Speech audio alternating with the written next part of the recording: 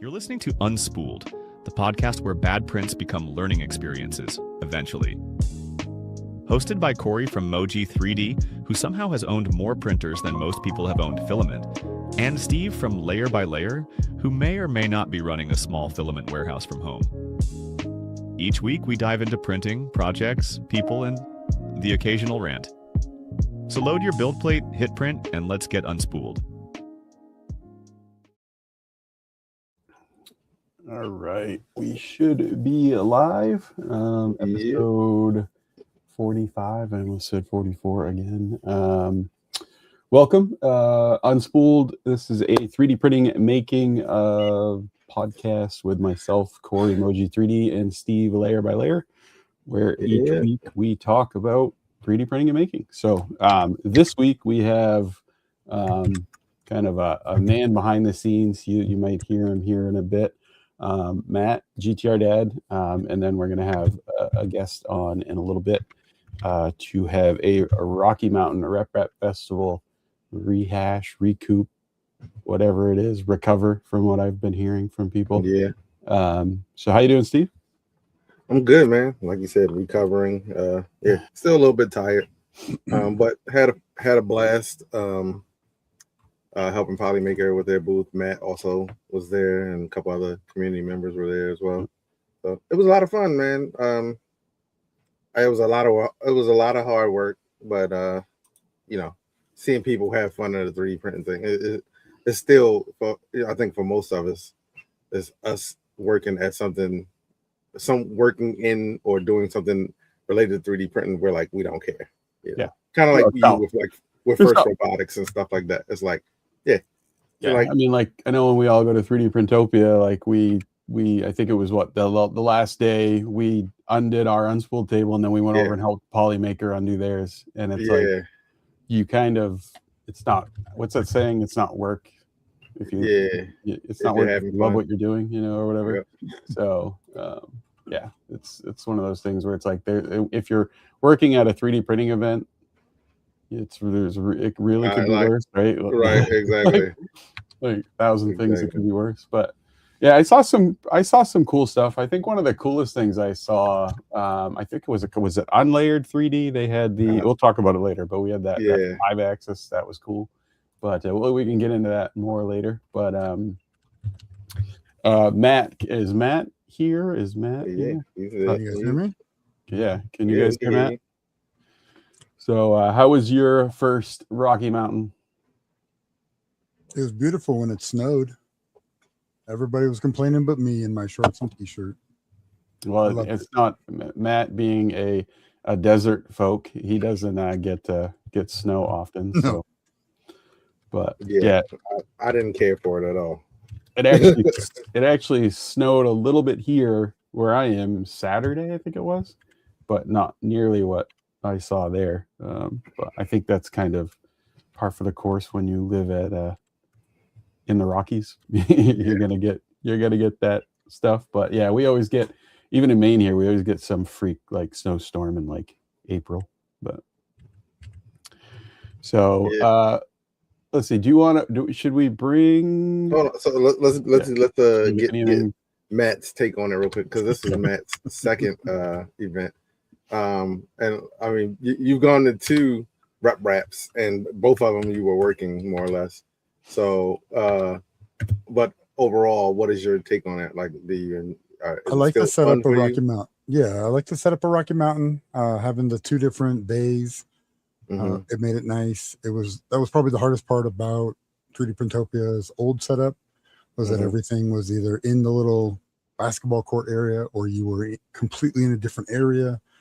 The annex. It was packed. I mean, it was insane the amount of people there. It really was.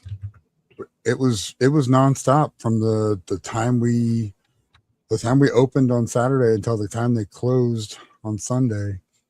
But I will say it was really awesome to be able to go and see a bunch of the creators that I talk to all the time and annoy on the internet, and a bunch of us Discord guys hanging out. And it was a blast. It was nonstop laughter the entire trip. Yeah, we had fun. I think one of us did the math. It's like average 10 hours from Friday until Monday of sleep. Yeah. You don't sleep much. I mean, no. Matt, before you guys left, Matt and I were talking about when we were at 3D Printopia. I mean, I don't think we very rarely ever went to bed before like midnight, 1 o'clock. And I made the dumb decision of driving for that one and going back and forth, so it was like even less sleep for me. I was like, no thanks. Nope. But yeah, I tell you, because if you go, you got a lot of people that go to Rocky Mountain that don't go to 3D Printopia, and so and vice versa. Yeah, it's nice that you get to see people, I think, at Rocky Mountain that you probably either don't normally see, or if you see it, it's only every few years at 3D Printopia. But we can get to our guest. All right, you go ahead and bring him on, just because I don't even have my hand on my mouse, and if I do, we'll start bringing him in at the same time, and we know. Oh no! Who let me in? Right. We brought Matt into Matt. We're gonna keep you in, Matt, because you're talking today. Yeah, and it fits the squares. It does. Yeah. So even it out. Breakcore, Justin. You know, the wizard of RMRRF. One of 3. Kind of helps keeps the glue on the seams, you know. Yeah, we keep having to put more glue in. Welcome in, man. Welcome in. Thanks for having me. it's kind of cool. We wanted to get you in and do like a little post. I hate the term post mortem, but you know, I like mean, hey, you're not wrong. Yeah, but a little post mortem of Murph and like how did it all come about? But first of all, tell everybody about yourself. So I'm Justin. Most of you, if you do know me, I'm Breakcore 3D. I'm everywhere.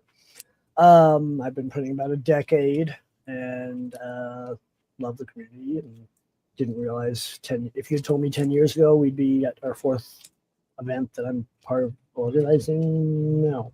I would have said you're wrong, but you know. But yeah, out here in Colorado, I live short distance from the venue, so that makes it easy. I know everyone's jealous, you know. Sleep in my own bed every night.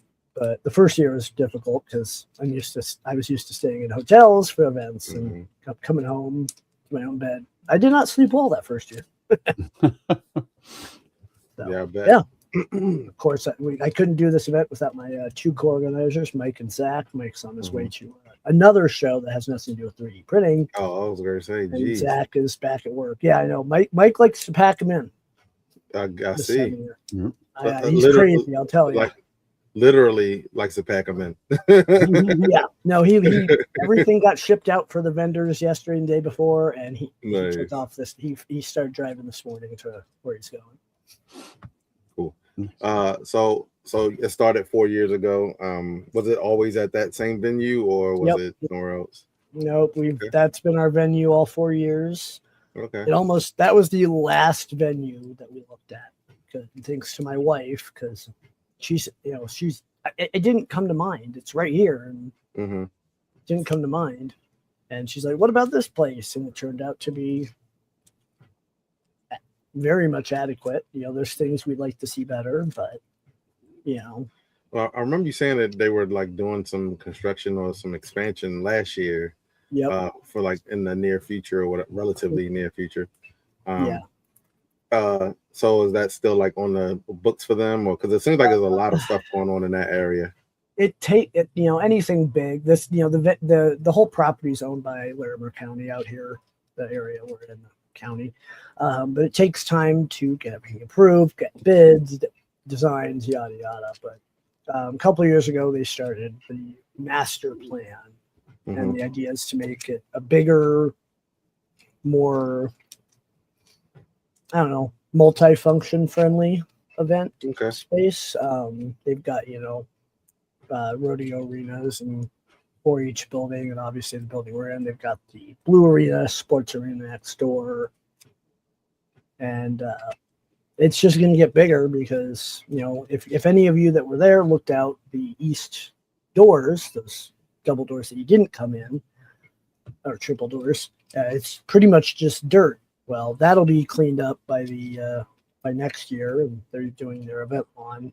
But it's gonna take some time. We're hoping sooner than later because we've outgrown our venue already, and I never expected that.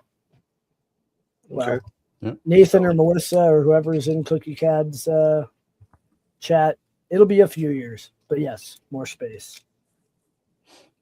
More space than that. I mean, that didn't seem like it was too snug.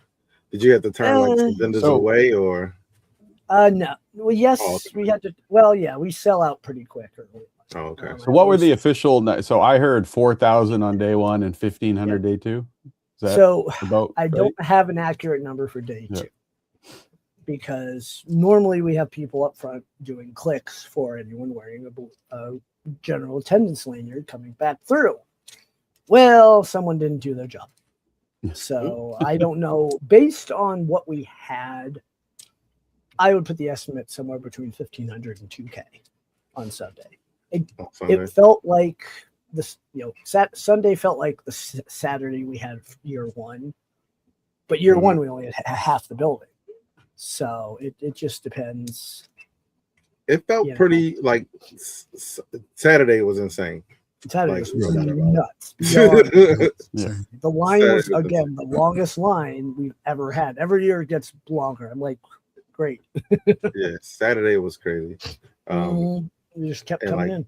Yeah, we were busy that whole from like within like 5 minutes of it opening to like Yep. and then it's like with Follymaker because they have the games. At that time only 2 games prior to that. They like people were like running to play the wall game because they're like, I played it last year and I want to do it again. I want to do it again this year and beat my score. And it's like legacy people coming in, so that like they're coming in and they're seeing some of the vendors that they saw before, and they're like, oh, I bought your filament last year, and all kinds of cool stuff. So you get that kind of built-in retention with guests. Like that's how you're doing something right. Where families are coming back every year and looking forward to it and stuff like that. To address Dom Geek Toy Boxes thing, no, we can't. We can't because if people show up Saturday and we scan their ticket, there's not a separate Sunday ticket. Then you get the people who just don't get a ticket, and so we do clicks on the clicker. Between if one of our volunteers ends their scanning shift with the click, we record that, reset the clicker. Because if we just go off the scans, it's like 3,300. But we don't require tickets because they're free. If we were charging for them, different story, obviously. But I don't know who that is. That's my wife. Not you. That's my wife. Well, so we moved in from the I had a feeling, but I wasn't gonna say it. She's on my daughter's YouTube account. It's speaking of people coming back, every year it gets more known. And I didn't realize how much, we always go to the hot tub Monday or Tuesday after the event, out where the rec center is. And a while back, I had printed them an arrow for their credit card machine. And every time I come in, once every few months, hey, I printed that for you. And then they're like, oh, this year, they were like, oh, we went to the 3D thing. I'm like, okay. Hard to know what to say to that because it's like people know about it. And that's nuts for me. Yeah. So who was there new this year that you were looking forward to seeing or got a chance to see? Let me pull our Joel Telling. We don't, and Dom, we do not have that issue because we are insured for everything we need to be insured for. So didn't they have that? Did Joel do his quiz thing this time too? Did he do that? This time and last time, yep. Yeah. So go ahead. Let's see, who do we have new? We didn't have that many new ones, a lot of returns. We had Spite Driven 3D. He was a maker last year. Okay. So he upgraded to, ended up in a silver sponsorship. Magpie Printer right there in the hallway. Very popular space. Everyone hates that space. I'm like, that's the best space. Space. Unfortunately, next year those 2 spots are going to now be seating because people are sitting everywhere. Okay. Gotta adjust, right? Yeah. We had Bill Eskildson, Creative Works. Yeah. He was a maker last year as well. So he's grown. Yeah. So he got to be offered one. Yeah, I saw him at Rescue. 3DP Rescue, which they were a maker. They were at IRF or 3D Printopia, whatever we want to call it.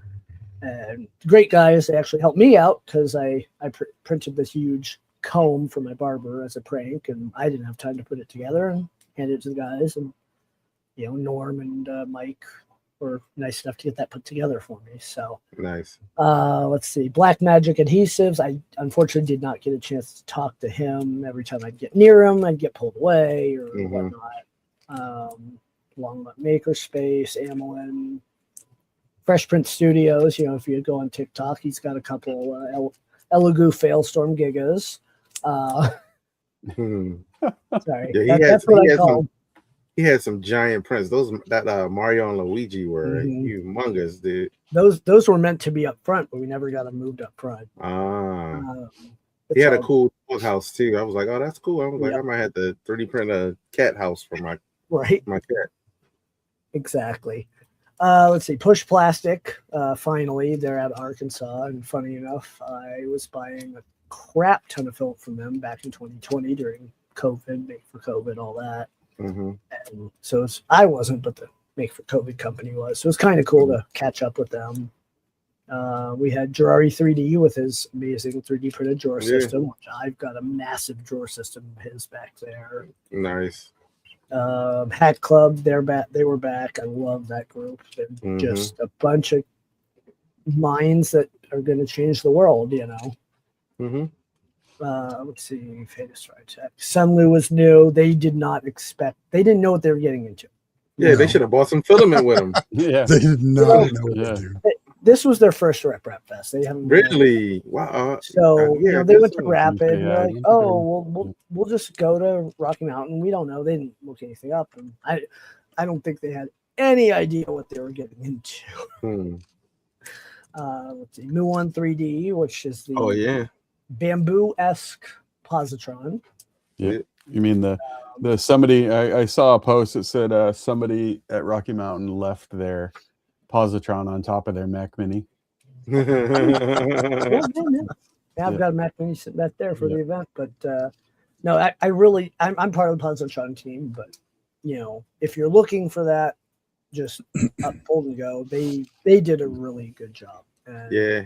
I'm excited for what that may mean for portable printing. You know, as much as I love positron, it's a kit. Not everyone wants to. Not many people these days want to put a printer together. I do. Yeah. You know, Yeah, a finished but- printer that you can get that comes with a battery is pretty is pretty interesting. So yeah, that's insane. It's very nice. Yeah.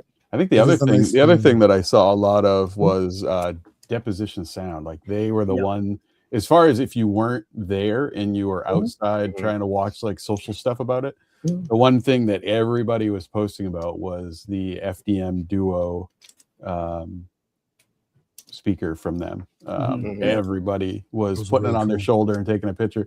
That was like the one thing that was kind of across the board. If you were following Rocky Mountain on Instagram or Twitter or anything, that was like the one thing everybody was talking about. Yeah, and their setup was pretty minimal. They just had like speakers on the table. They don't need much. What do you do don't. elsewise? Like we had Silver Fox with their Nerf range. Well, that was popular. Foam Flinger range. We cannot call it Nerf. That's I actually bought one of their kits. I bought the Yeet Hammer kit. Nice. So I guess sold out pretty much day one, which they sold almost majority of like their stuff. They had like, you know, I'm spitballing, maybe like 30 units left for like day two. But and they're local out here, and you know, they reached out wanting something. I had the space left, and I'm like, you know, we can put it here. Next year we're gonna see what we can do without completely blowing things up. And then Scrap Labs with their metal printer right up front. Yeah, I saw that. I didn't get to look at that, but you know, that was amazing. Colorado. And then Unlayered 3D with the 5-axis, which they're actually out of a college out of state. I wasn't sure they were going to show up. They hadn't checked in on Friday. They did Rapid the week. They had just did Rapid as well. I didn't know. Yeah. I did not realize. Yeah, that was the one thing I saw at both. That was it was pretty cool. There was a bit of chatter about that at Rapid, so it was cool to see that they were. That was the main one I wanted to see was the Unlayer, and I didn't even get a chance to get over there. Hey, Jeff Prince is in chat.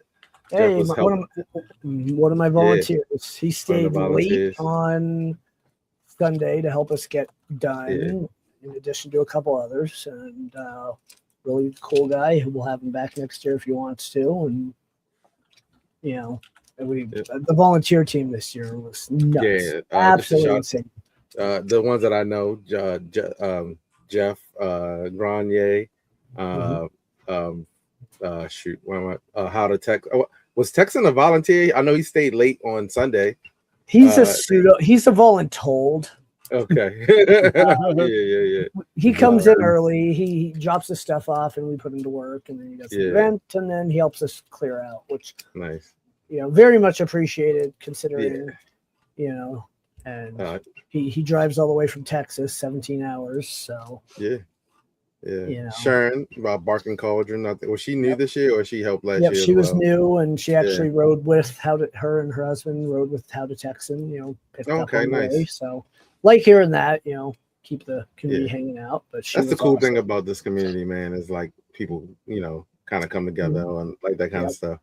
Yeah, that was super cool. Yeah. I finally got to see a bunch of people who aren't able to make it to the East Coast, so that was also like awesome for me.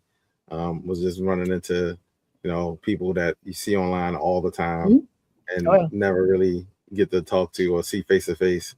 That's why I try to go to both so I can see everybody. Yeah. Did anybody confirm? Cool. Did anybody confirm with Jim from Edutech? Did he actually get to sit in the co-pilot seat, or was that AI? I don't know if anybody saw that. So I don't know. He posted a picture on his way out of him sitting in the cockpit next to a pilot. So I figured that would be like a thing. But everybody was like, "Did he really get to sit in the cockpit, or was it AI?" But no, I don't think anybody ever found out. But interesting. If anybody knows him, ask him, because I want to know if it was real. And Ash, I'm assuming you're talking about the venue. We really didn't change much. It's pretty much the same layout as last year. It's hard to refresh it when you're in that venue. We talked about rotating aisles, and we lose a bunch of space out of it, and just trying to make it more functional in the long run. And little issues like Bot Rumble, because they were in the North Hall last year. That was a nightmare. It was a good setup, though. I mean, everything about the way things were set up and done was good. The volunteers were awesome. When it's 4,000 people running around on Saturday, they were always at booths. Hey, do you need anything? Do you need anything? I wish I remember her name. I know who you're talking about, and she was on it. She was on it. Describe. She was the one who's she was in charge of Polymaker's booth as far as like the liaison. With like red hair. The red hair, yeah. Long red hair. 5 foot. She was awesome though. Yeah. I'm working through we have so many volunteers. That's the problem. Yeah, it was cool. Hard to keep track of. Well, that's our biggest thing, is making sure the sponsors are taken care of, especially at a busy event like this. It's really hard to get away. Yeah. Like near impossible to get away. I just want to add too, food choices. Awesome.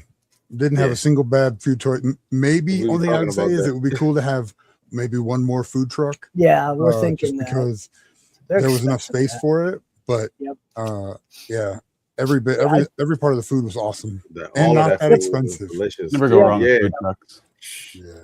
We were talking about that. I was like, we ate so much. It was so good. Yeah, the food trucks don't. Every year we tell them, you bring more food. Oh, we'll be fine. And they all sold out of food early, and I'm like, you gotta let me know. The burger truck. I don't know which one you got that from, Matt, but that Tipsy that Cow. burger that thing was so delicious. And then I had the quesadilla. That thing was delicious as well. It's nice to have different food selections. We've had Southern Twist every year. And the other two we change out. The coffee truck's been the same the last 2 years, which is great for everyone that streams in the morning to grab some coffee and walk in. Yeah. So, like I said, like me and Matt were both there working. For anybody who don't know, we were both there working at the Polymaker booth. We had a blast. We were got there kind of early on Friday, and we're the last ones to leave on Sunday. Yeah, that's every year. Yeah, it was a ton of stuff to set up and break down. But like I said, the volunteers were amazing. The setup, I love the setup. Also, it was cool to see like the Voron team was there and like an army, dude. Yeah. So many people in that booth. You should have seen them 2 years ago. They had that was the biggest collection of Voron team members. Luke's Lab, West 3D, all of those guys were there. It was a good time. I'm trying to think. And then like the side that we were on, you had, quite a few. You had Gloop down there, and they with the new Jeff, the repainted, refreshed Jeff. Refreshed, there you go. Refreshed Jeff. Looked super cool. So funny story with that. Gloop almost didn't make it. Really? I get a call. Was it Thursday or Wednesday night? I think it was Wednesday night from Andrew. They hit something and ended up needing a couple tires, and then they needed a hub, and then they needed all this, and they ended up making it, but it would have been a very empty part of the building. Yeah, They always have a good setup. Their booths always look awesome. Yeah, we almost had a new setup with them this year. Things didn't work out. We're looking forward to that for next year. But nice. So, like you were mentioning that, like it, I guess it's getting kind of full. Are there any plans to like move to another space on those grounds, or not until they build the new building? Okay. I'm going to share my screen here if that's okay. Yeah, go for it. Toolbar out of the way. All right. So I show this every year. This is the eventual white box rendering. It's sharing for, there you go, of what the goal is. So if you go up to the left of where that box, the new white building is, you can see our building with an addition. Okay. And then the white is the very early, incredibly early, hey, here's a building for 100,000-ish square feet with a hotel. So we obviously don't know what that looks like. We don't have a time frame. We don't have costs, any of it. So the problem is where that is. If you were there, there's that 4-H building just to the south. And that building was donated. So they have a whole bunch of nightmares to deal with to basically tear down that building and put it up somewhere else on property. So that's what's slowing everything down. We really have no more space unless we put a tent up. There's not really anything feasible in the area, and nothing really in Colorado that doesn't become a logistical, financial, or everything nightmare, without adding a zero to everyone's expenses. Which then it's a trade show, and I'm not doing. That's not our goal. Yeah, unless you want to move it to a different location, or are there other venues? Well, you said you looked at other venues. Are there other venues in the area that are bigger that would be comparable? There's another venue that's bigger, but the amenities are worse. Bad internet, the air conditioning's worse, the parking's worse, the location for amenities, hotels and food and all that is worse. We've talked about it, and it brings in that problem of, yes, we'd have more space, but we'd have more problems. Anything else, as you go to Denver, it just gets expensive. We looked at a few in Denver, and most of them require, like Aramark, the big vending company. One of them wanted Aramark to be involved in every single sale. I'm like, I'm not doing that to our vendors. So there's one in the Springs, but it's 40,000 square feet. I'm not going to move to the Springs for 2,000 square feet. And same issue as the other venue, bad, no parking, yada, yada, yada. We're kind of stuck, which I love and I hate. And I understand what the Earth 3D Printopia guys have been going through these last few years. Yeah. But they also have been charging for tickets, which helps them knock their numbers down. That's, again, not our goal. We don't want to. I don't think people would have a problem with it, though. I think you probably still have the same amount of turnout. Because you built that retention in now, so. So a couple things with that. One, we're not in it for the money. When we sat down, 4.5 years ago, or see what our goals were. It's not about the money. And then to actually use the Rip Rap Fest name, it's very highly pushed that you don't charge for admission. 3D Printopia Earth got, from what I understand, was able to because of the location being a college. I would love to. I would love to charge. I'd love to charge $5-10 a ticket, and we'd have a hell of an after party. But that's Oh, the after Not- party wasn't a slouch. No, This Yeah. so that's funny because all the other years no one sponsored really anything. We had one sponsor last year pay for the food trucks to actually physically be there, but not the food. This year was the first year we had anything further than that sponsored.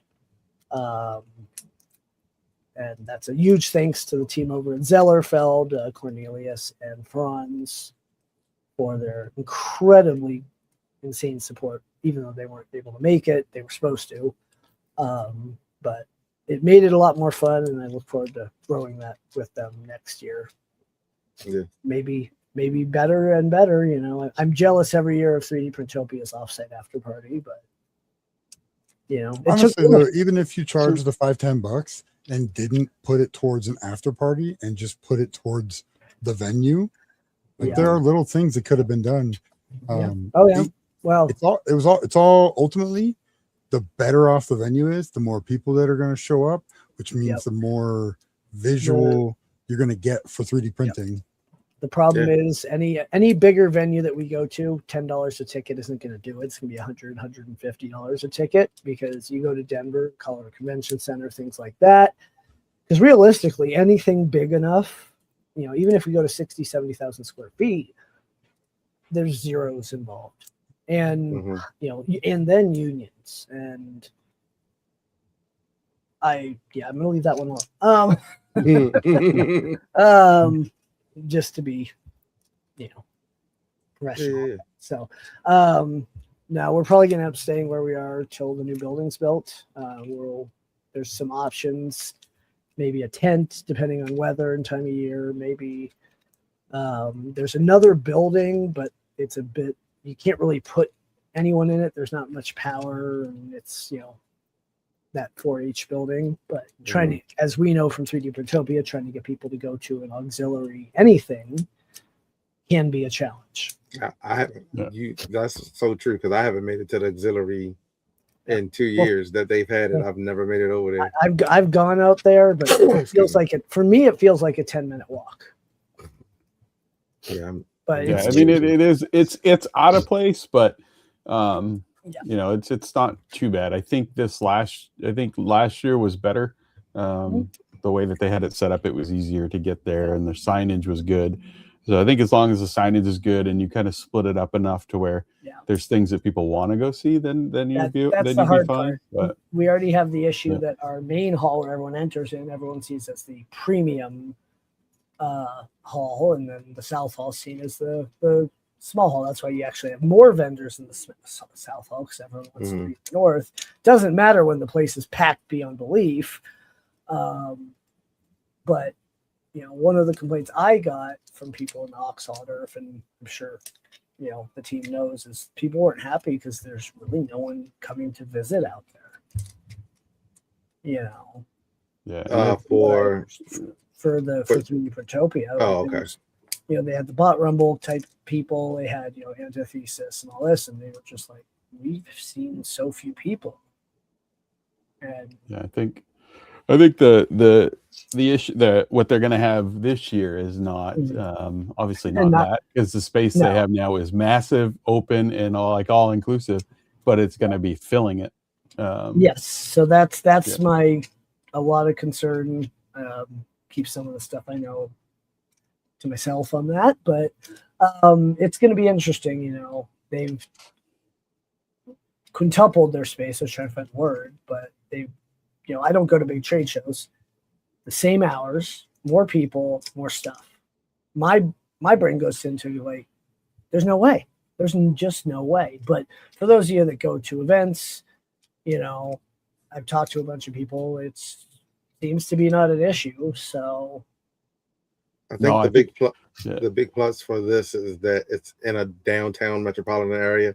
So, you know, they throw a couple commercials on to the TV for like, hey, you know, come down to the 3D printing convention, whereas you didn't really have that. Like I said, when I didn't find out about 3D Printopia out in Bel Air until 2022, and it had been going on since 2018 or whatever, or however. So having it somewhere where it's gonna be, you know, closer to people, closer to mass transit and stuff like that, closer to train or buses or whatever, will definitely help out a lot. And it's like more centralized to metropolitan, major areas. So you got New York and Jersey and stuff like that coming in. Being in a city center, great. Yeah. But the hotel, that's why, Denver for us is a no-no, especially out here. People last year were pissed off about the hotel pricing and had to stay 45 minutes away. Well, go to Denver. You think the hotels are expensive here last year, and parking and all that stuff just adds up.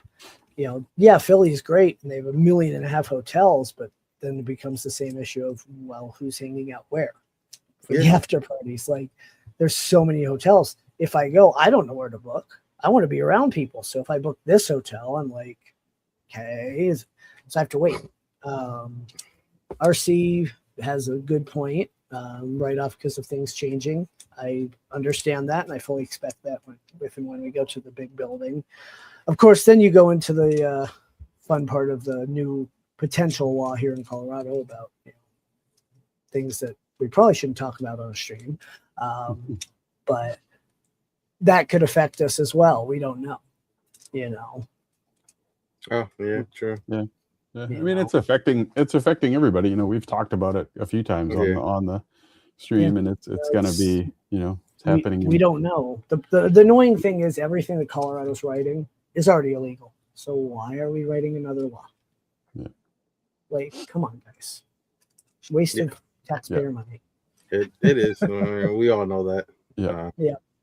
Yeah. I mean, it is a thing though. It's a valid thing to talk about because it is, it's Washington, California, New York, Colorado, and if it starts becoming more of a thing, taking hold in more states, it could affect the consumer level 3D printing.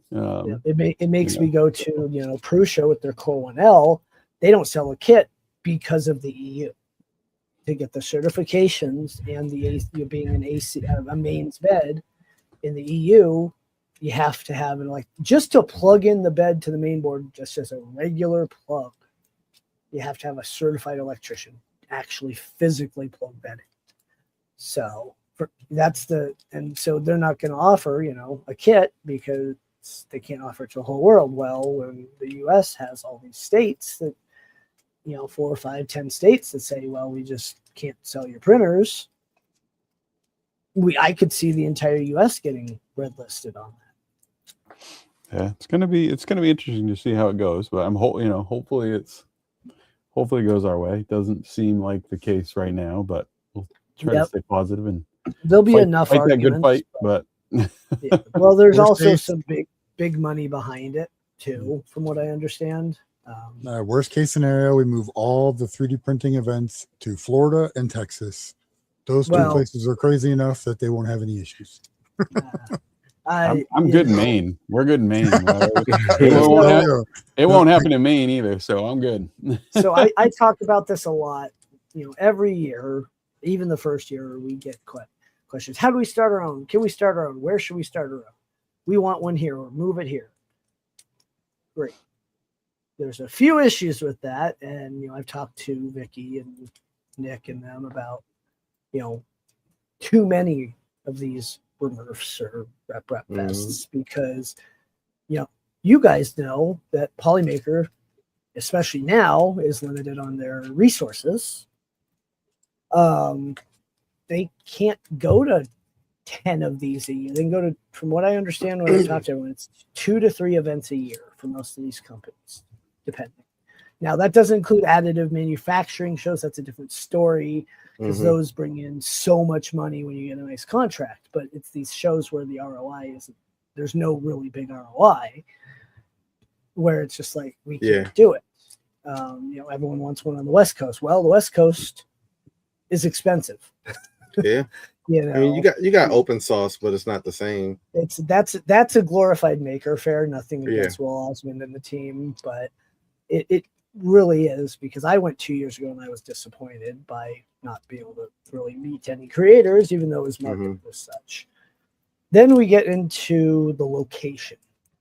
So this may lean into some politics. I don't know if that's allowed. I'm not going to go too Oh far. no, that's fine. That's fine. Yeah. Being states, so this community is a very inclusive community. Mm-hmm. Well, when you go to states, and I'm generalizing here for those that are in these states, Florida, Texas, Louisiana, Tennessee, Ohio, even though I have family in Ohio, there's not as much, I would say, a safe space, because that's the best term I can use for certain members. And there's companies that won't ever be caught in that state physically. And so then you've got the issue of, well, why are we holding it here when we can't get some of these companies to come because they're not comfortable being there? There's a few for Indiana that won't go. There's, that's where the problem becomes, much less the issue of we get too many of these events. It's going to be a race to the bottom. Well, I just don't think. I mean, I think you have an East Coast, you got a Midwest, you've got Colorado, and if you have one out west and then one in Texas, you're probably fine, right?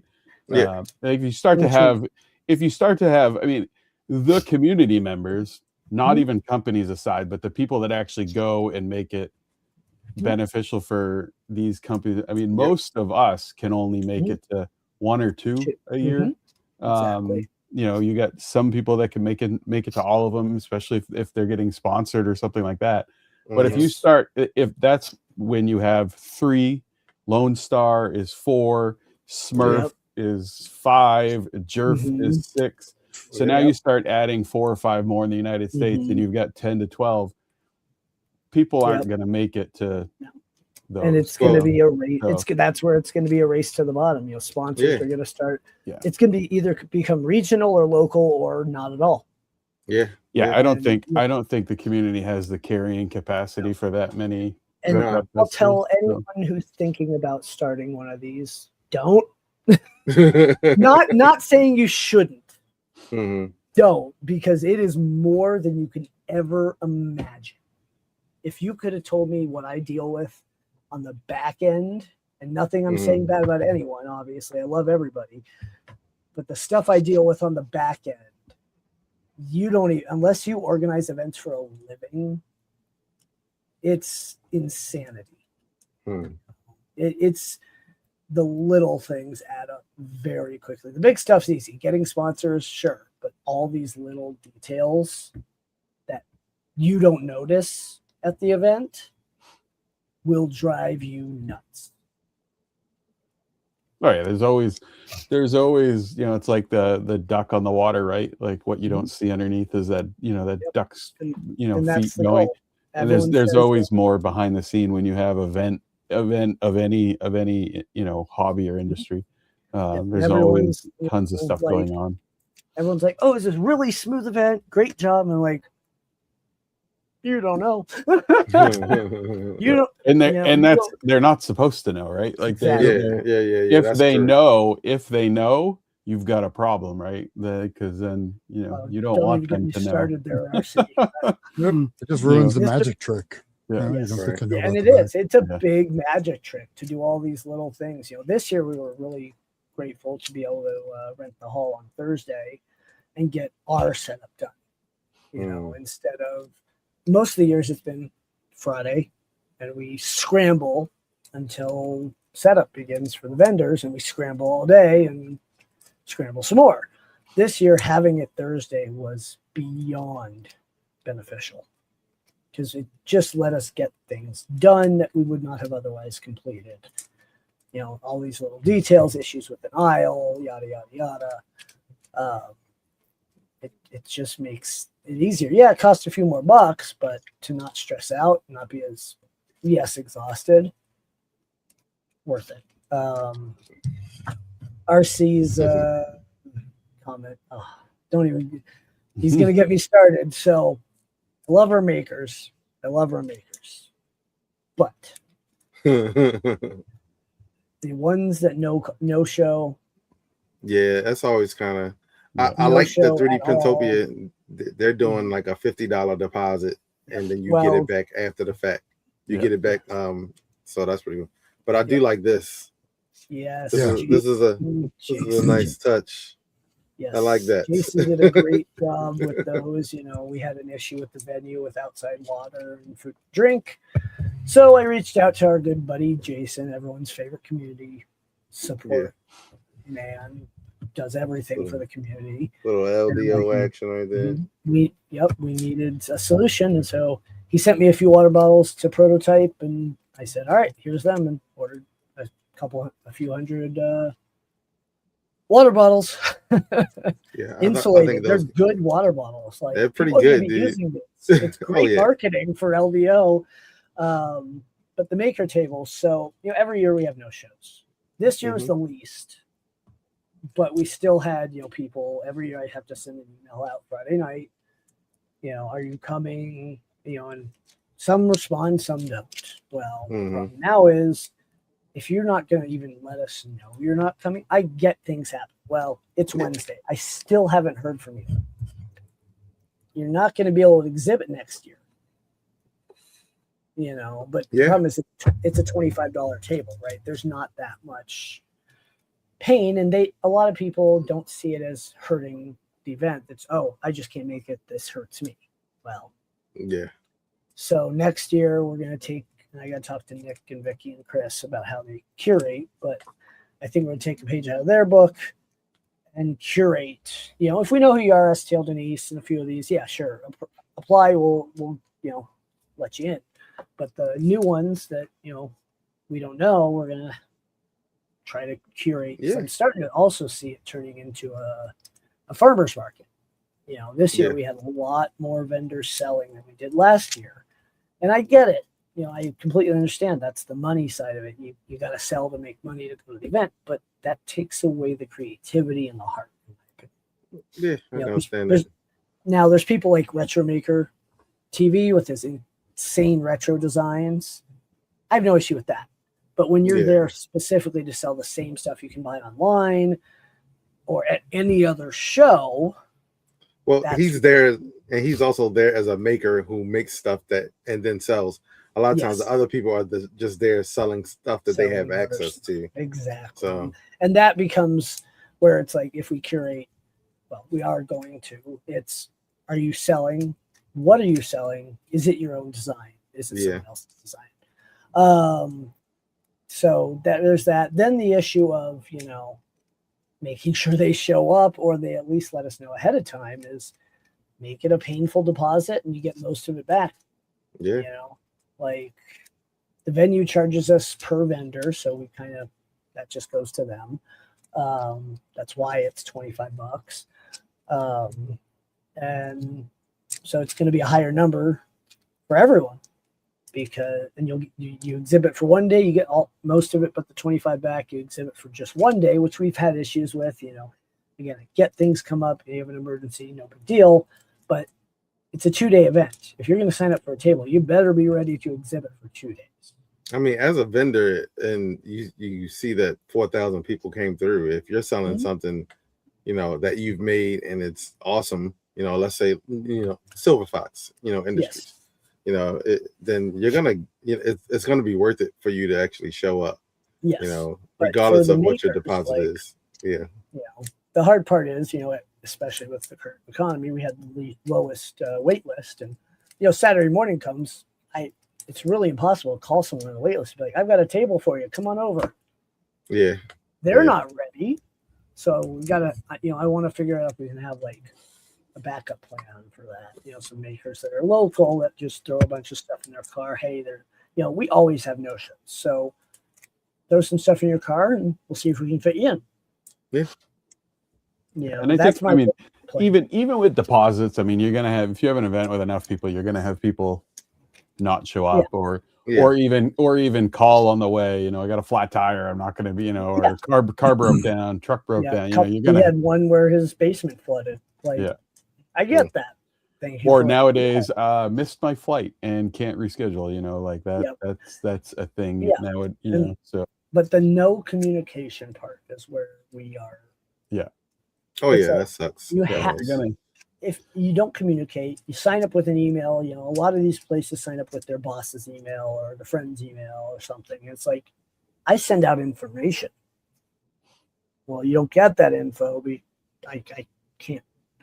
That's the info I have. Yeah. You know, and we had a bunch of that too. It's like, oh, when to set up your email.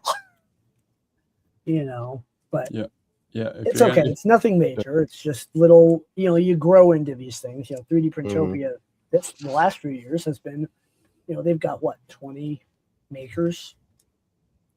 You know, something like that. I think they had 2 no-shows this year. Yeah, that's 10%. Well, ours is 10% usually as well, but we have 70, 75 makers. You know, and 8-foot tables look empty when they're next to each other. Yeah, they did. Yeah. You know. Yeah, nothing kills the vibe at an event more than empty tables. Well, that, and then people sit down there to eat and hang out, and I'm like, well, this doesn't look right. Yeah. You know, and at least fold them up and take them away.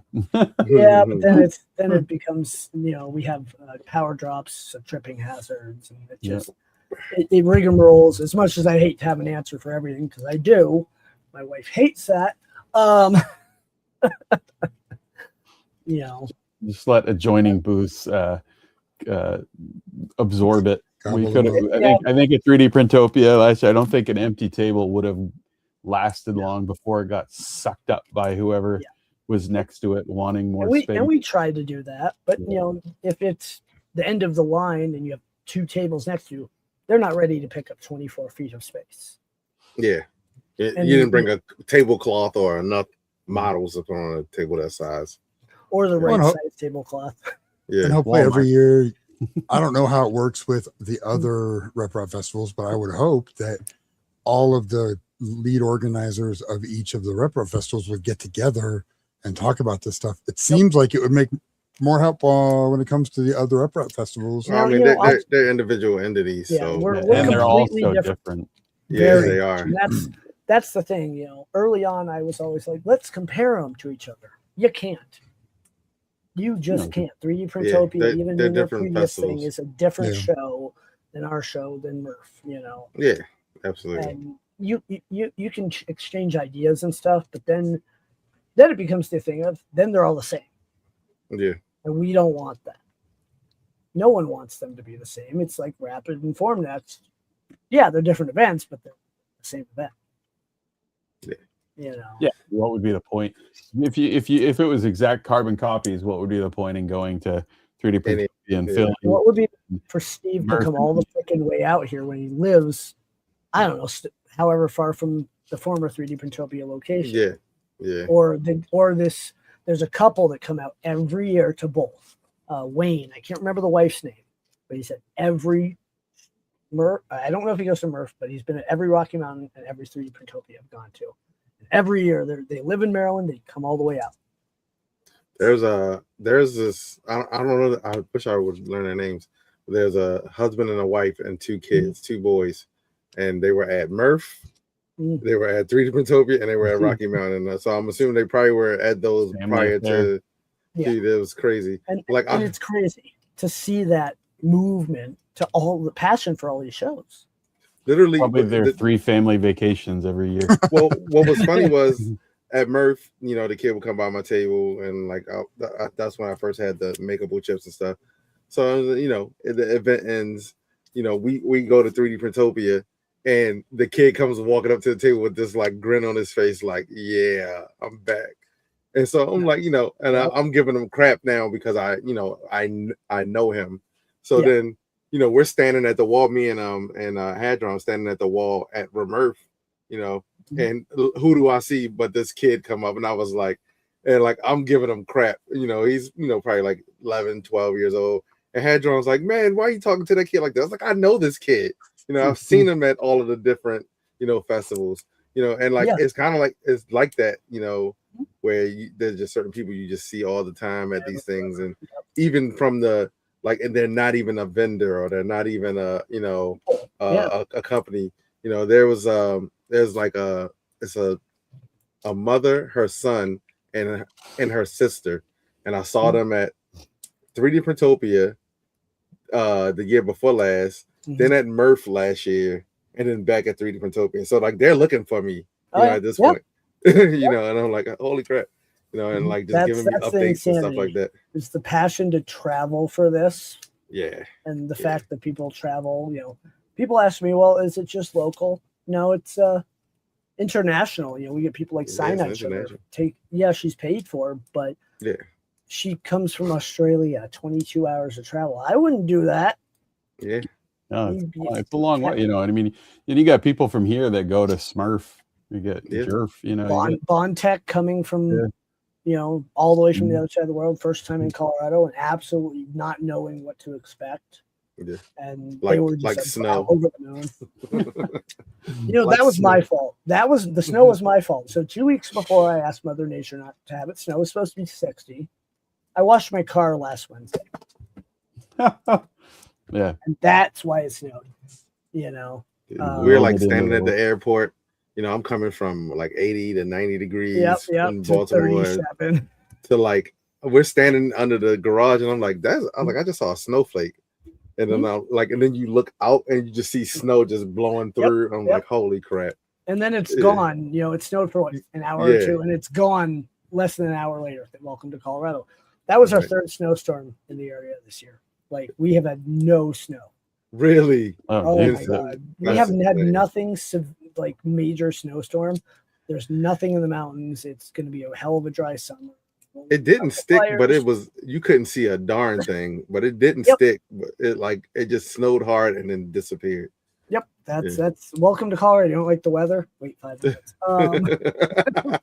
Seriously. I mean, it was hot on Sunday. It was 90 2 months ago. Like, I don't know what the hell. But anyway, enough about the weather. But yeah. It was insane. We had some really great talks, very well attended talks. Those are available currently as a complete live. And then we're going to send them off. I got to go pick up the hard drive I left at the venue tomorrow and send that off to our editor to have those cut down, some lighting fixed, and some audio leveled out. And then those will get posted up on YouTube. I don't get to watch them until after. I would love to. I'd love to sit in on them, but I just don't have the space. My mayhem. I want to. I want to sit there. I want to enjoy, but just can't. So I get to. That's the downside. I run an event. I don't get to enjoy it as much as I'd like. Well, yeah, I think that's just like any. Like the 3D Printopia. It's like they are all everywhere. All over the place, and even if they do stop for a second to start to talk to someone is on the radio or pulling away. It's I felt bad for so many people. I'd be in the middle of a conversation, radio goes, and I'm like, all right, here we go. Always off somewhere. Always. Whether Saturday I couldn't ride my Segway, but Sunday it was right up front. That's why I like Sundays, because Sundays are like slower. And it's usually just like the diehards and the real nerds, and it's just it's always quieter, and you can actually like move around. I like day twos. Mm-hmm. We all do. It's always later. It wasn't that late this year, but no, it's gonna be interesting for 3D Printopia. That amount of space, I don't think they realize how much they're gonna have to walk. Get some kind of scooter, Segway.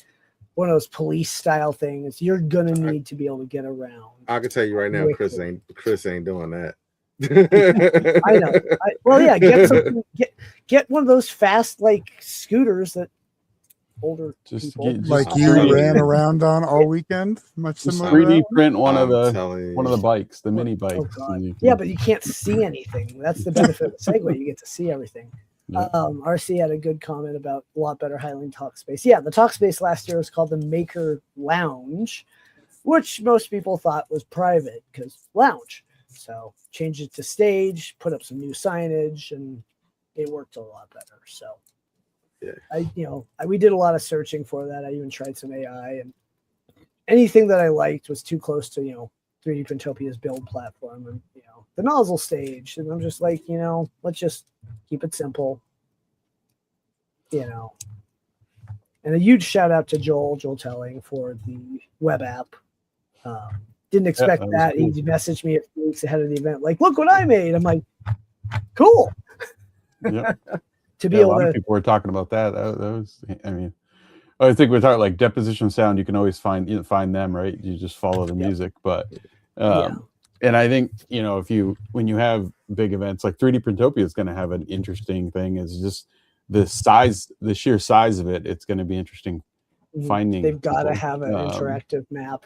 Yeah, they've got to have something where you can point and click to where you are. A lot of the bigger events do booth numbers. Hell, we even use booth numbers. You don't see them on the map because we want people to know who's there. But even the vendors, when they're posting on social media, we're in booth 14. Okay, I looked at the map. There's no such thing as booth 14. Yeah, and I'm not going to do that because our map's already freaking big ass map. Nice. Yeah. So, look, you guys got any other questions? No. Anyone in chat questions? Obviously, next year's dates will come out as soon as we have contracts signed. But are you shooting for that's the same week? I know earlier you mentioned try 2 weeks, but there's like a standing event there that kind of. Well, that's the goal. Is the 2 weeks later. The problem is that event has it. I even told the venue I'll buy them out of that weekend. Like I want that weekend because the issue is in 2 years we have Easter hitting us again. That's why last year's was in May, and it's like, do you pick a graduation weekend or do you pick a holiday? Like, that's all we have, unless we want to do it in September, which we can't. It's pretty much mostly, as long as it's in April, should be that weekend, unless there's a holiday or a big issue. Yes, Rapid was an issue. We fully understand. We appreciate all the vendors that went to both, and we know how exhausted everyone who went to both is, because that's a lot. I get it, and that was never our intention. But it should be on the same weekend. You can book stuff. I would hold off. We're going to try to get some more hotel blocks this year again. Thank God for the embassy this year at $154 a night. Finally, but yeah, that's the goal. We'll officially announce probably closer to September-ish, as we normally do, and then continue down the line. The craziness repeats. Right. Yeah. Well, the latest thing is we'll have my team, my 3 guys will have a team meeting, here in a couple weeks, do a postmortem, make some notes, and then we'll pretty much be done for a few months till about August, and goes pretty silent, and then back into it. So it's a lot of work for no money, and everyone asks me if it's worth it. Hell to the yes. Nice. We're not in it for the money. We'll be transparent. Me, Mike, and Zach make $600, not including what we sell personally or anything. That's the max we make. We might get food paid for from the event, if we're doing a business meeting or during the event, yada, yada, yada. But again, we're not in it for the money. Even though we should be. Everyone tells me to monetize, and I'm like, no, that's not our goal. Well, that's good. I mean, if it's a good event and everybody likes it, you guys don't mind throwing, spending all the time doing it, and both sides are good with it, then fine. But like I said, I do think that at any point, if you guys ever did decide to, and there were tickets, I don't think anybody would have a problem with it. Again, the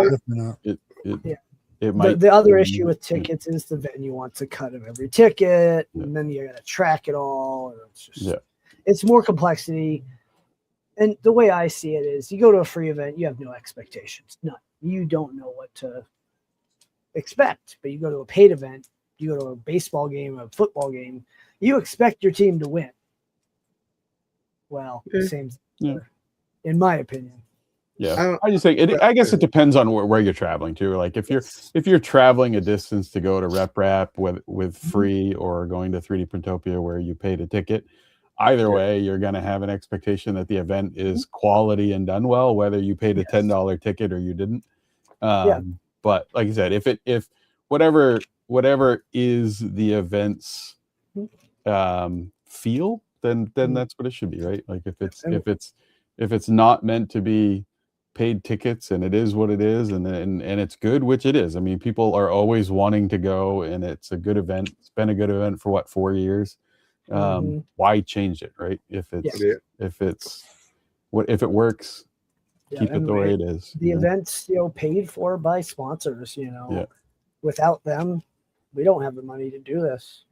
The first year was nerve-wracking because we had to find the money for the deposit out of our own pockets. We got paid back, obviously, but we had to hit a certain number of sponsors to pay before we knew we'd even break even.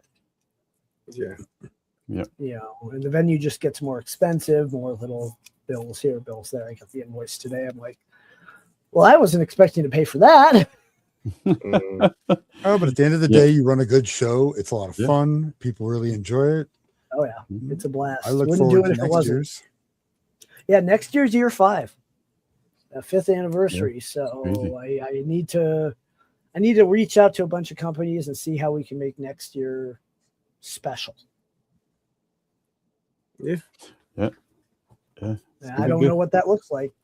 Besides a better after party, I want to make it more special.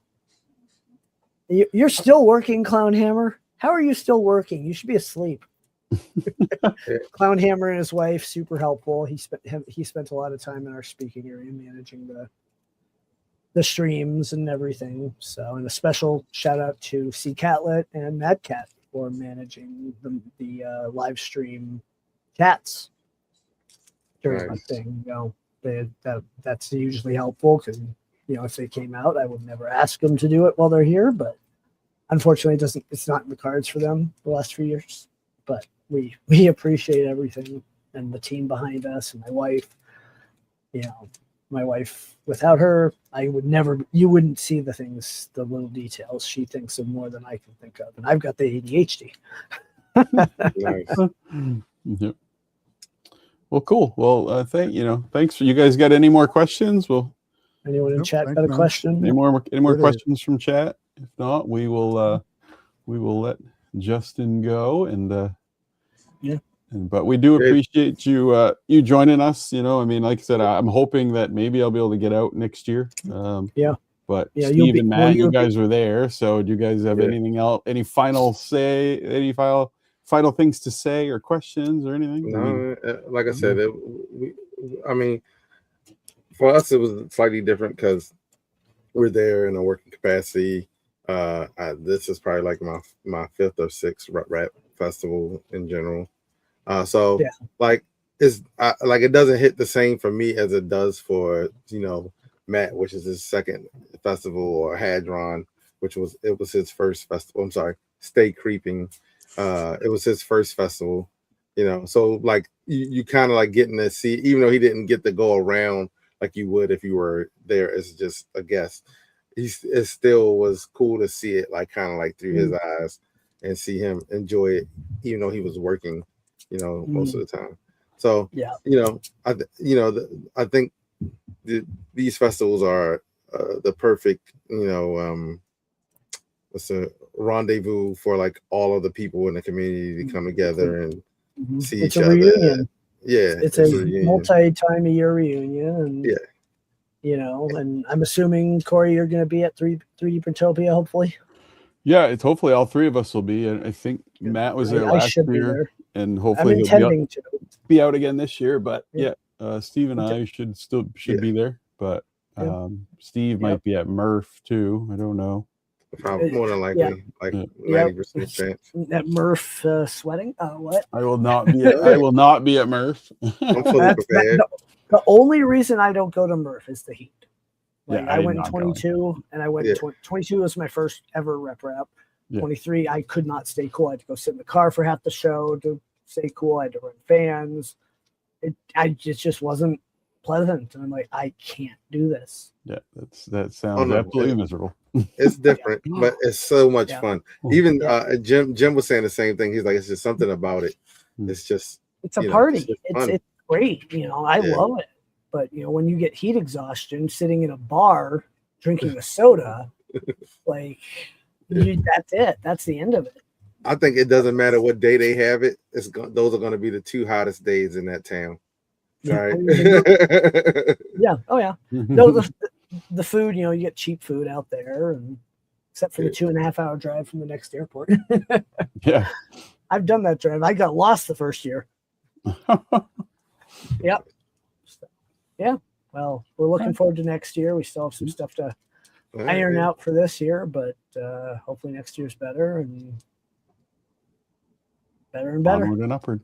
Cool. Appreciate you coming Appreciate out. you coming by, Steve, man. Coming out. And you still mind blew me when I saw you sitting over there. I saw you. I'm I like, saw you. I'm like, what the hell? I only ever saw you at Printopia, and then he's there. I'm like, Yeah, dude, that was hilarious. That for me is one of the big rewards.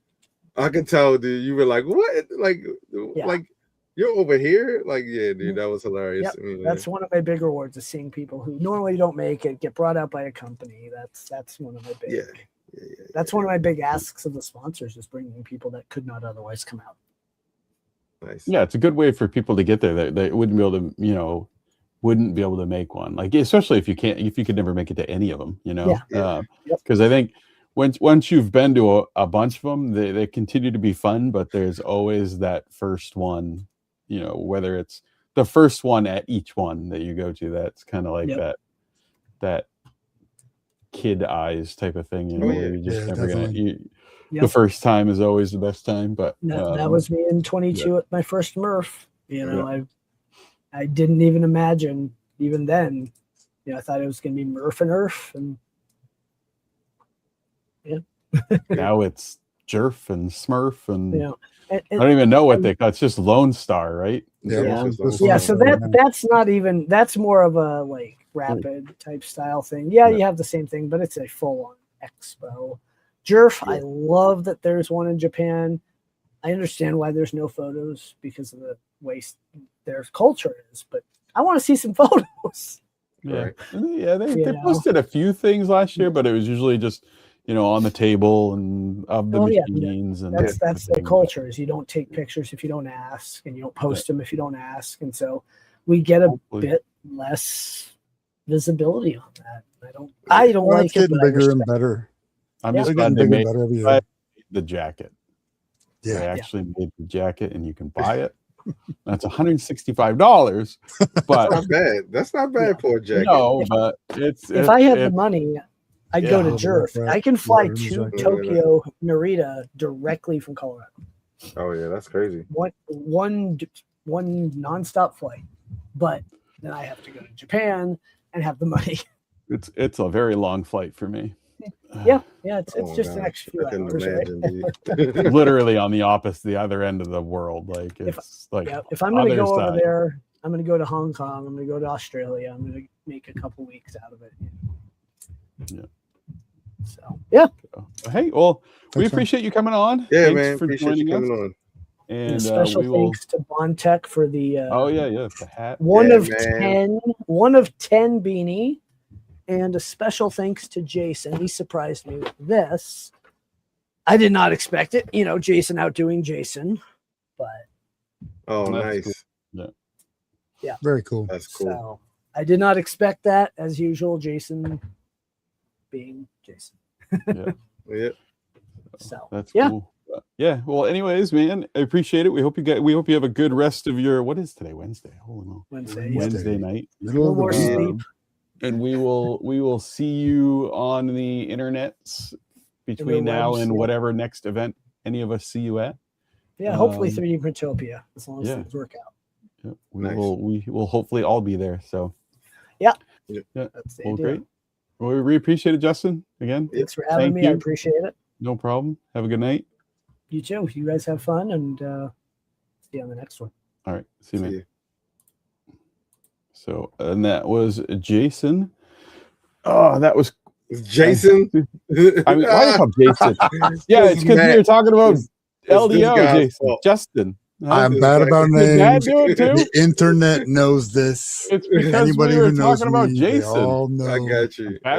I'm terrible with names. Man, like I always tell people, and Jason and James and anything with a J. Well, no, So there's a funny thing. There's this thing in the Unspooled Discord with GTR Dad and no, it's in the real world now. Okay? Did you do it actually?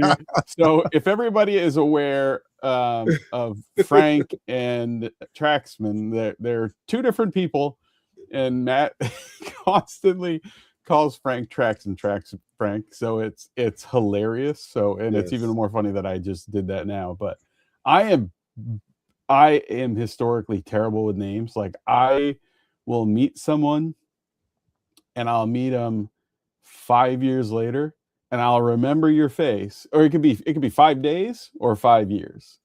I'll remember your face, but I won't remember your name. I am terrible with names. But no, that, I mean, obviously didn't forget Justin's name. That's just, we were talking about Jason, Jays, Justin. Not me, dude. Once I get that name, it's locked to that face, and I can see you like me. 20 years later. I'm like, you're that person. Nope. I will remember your name. I remember your face for the rest of my life.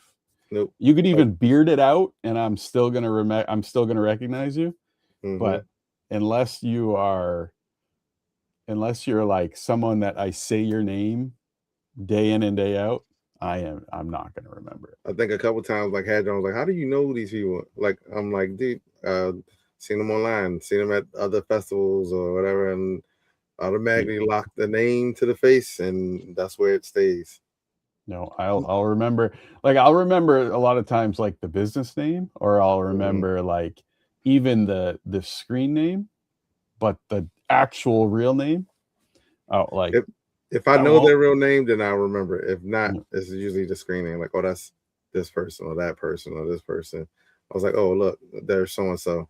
And you're like, how do you know? Like, that's why I like Discord. I like being in Discord, and I like when people put their real name after, like Matt after GTR Dad, or Scott after whatever, that way, because then I can associate the two, and if I can see it enough, then I'll retain it. But no, not a name person.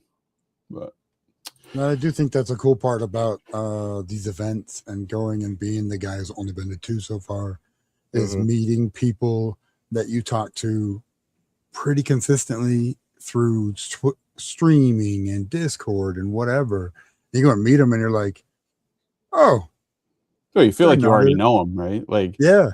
I mean, some people, I've talked to some people for 8 to 10 years online, and then I meet them at 3D Printopia, and I'm like, I've known you forever, right? Like you don't even you feel like it's just like literally, at that point it's like a formality, right? Like, oh, now we can just say we've met in person. But I would say it's pretty, like, out of the team, it was like that probably for as far as for me, from like Matt, Hadron, and Joel, because those are like people I talk to pretty much almost every day, or at least several times a week. Like, oh. So it was just like, hey, what's up, man?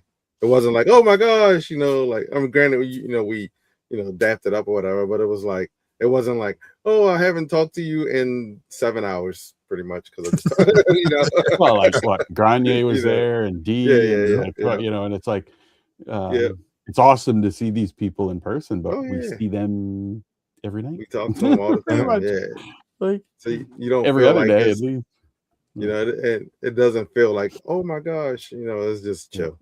So I think that's what makes it even funner at that point, because it's like now you just relegated to getting dinner or hanging out, or chilling in like Karen Child popped up, and Wazzy was there, and Traxman and Trax's mom, because his mom comes to the events with him as well. And it's like, I've seen her at like 3 or 4 events now, and it's just like she sees me. He's like, oh, okay, give me a hug, and you're like, all right, Trax mom, and it's going to Olive Tree at 10 o'clock at night. Yeah, exactly. So if y'all, I see that they might not have Olive Tree in Philly. I'm just letting you guys know that they don't. I know they don't. At least I've never seen it there, but yeah, it was a good time. Yeah. Well, all right, we are 9:26, so technically 4 minutes shy of end time.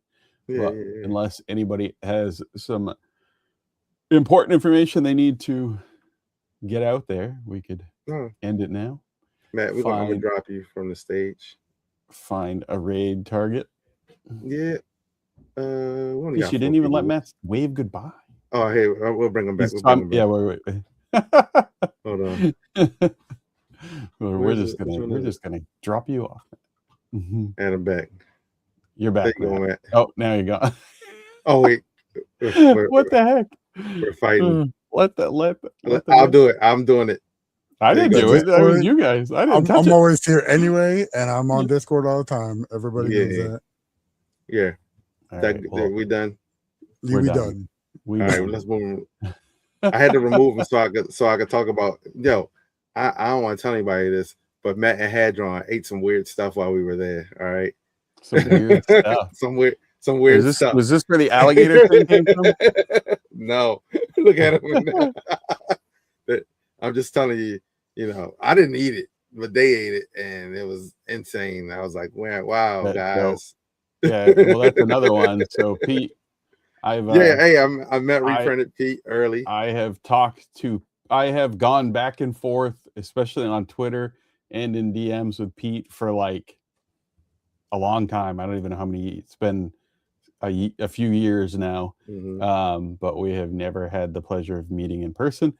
Someday, if I can get out to Rocky Mountain, maybe we will get to meet in person, Pete. I will say it's like being a how can I say this?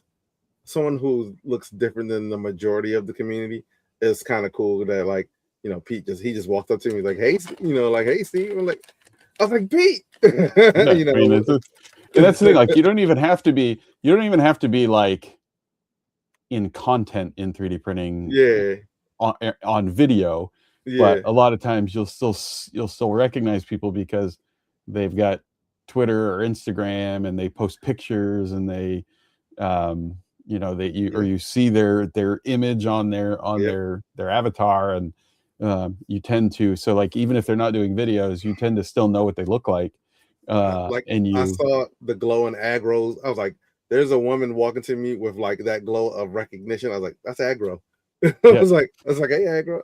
Well, and it's funny too. Like I've met a few people, and I'm like, that's not what I was picturing in my head of what you would look like. Not good or bad, just like I've met tons of people at 3D Printopia, and I'm like, I've talked to you online for like 6 years, and in my head, I pictured you as this, and you're not that. Like you're something completely different. So it's funny how you will picture someone in your head that you've been talking to online for years. But so, all right. Have you found a raid target?